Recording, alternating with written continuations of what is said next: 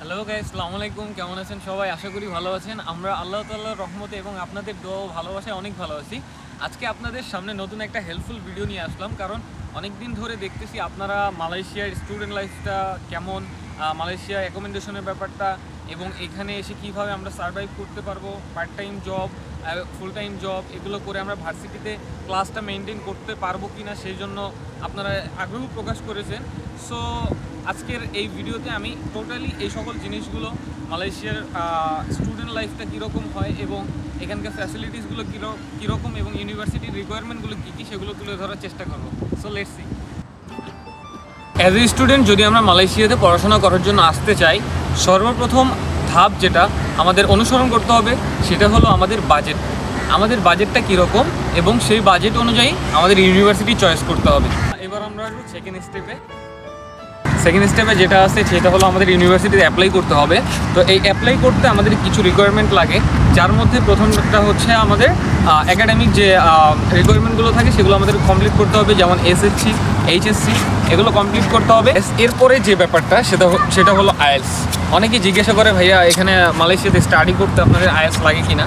আসলে আইএলটিএস এটা এখানকার যে ইউনিভার্সিটিগুলো আছে সেগুলোতে আসলে কম্পালসারি না, বাট এটা যদি থাকে তাহলে ভালো এবং না থাকলে কোনো প্রবলেম নেই। অনেকেই জিজ্ঞেস করে যে ভাইয়া আসলে মালয়েশিয়া পড়াশোনা করতে গেলে আমরা কি সেখানে আমাদের যে সকল সাবজেক্টগুলো আছে সকল ধরনের সাবজেক্ট পাবো কি না। আসলে এখানে সকল ধরনের সাবজেক্ট অ্যাভেলেবেল আছে, সো আপনি চাইলে গেলে যে কোনো সাবজেক্ট নিয়ে পড়তে পারবেন। এরপরে যে ব্যাপারটা সেটা হলো আপনার যে ভার্সিটি থেকে যে ডকুমেন্টগুলোর রিকোয়ারমেন্ট থাকে সেই রিকোয়ারমেন্টগুলো আপনার ফিল আপ করতে হবে। অর্থাৎ যে সকল ডকুমেন্ট ইউনিভার্সিটি চায় সেই সকল ডকুমেন্ট দিয়ে আপনি ইউনিভার্সিটিতে অ্যাপ্লাই করবেন এবং অ্যাপ্লাই করলে উইথিন 7 or 10 days তারা আপনাকে অফার লেটার দিয়ে দিবে, দেন আপনি অফার লেটারটা রিসিভ করবেন। এবার আমরা অফার লেটারটা পেয়ে গেলাম। এরপরে আমরা আসতেছি থার্ড স্টেপটা কি? থার্ড স্টেপের শুরুতেই আমাদের কি এই অফার লেটারটা পাওয়ার পরে আমরা আমাদের যে ইএমজিএস ফিস, যেটা ইমিগ্রেশন ফিস, স্টুডেন্ট ইমিগ্রেশনের যে একটা ফিস থাকে সেই ফিসটা আমাদের পে করতে হবে। এই ইএমজিএসটা পে করার পরে 15 থেকে 20 দিনের মধ্যে আপনার ইএমজিএসটা 70% হয়ে যাবে। যখন এই 70% হয়ে যাবে তার মানে আপনার ভিসাটা অ্যাপ্রুভ। এখানে ইএমজিএসটা 70% হওয়ার পর এরপরে আমাদের আরেকটা কাজ করতে হবে, সেটা হলো আমাদের এম্বাসি ফি সেটা পে করতে হবে।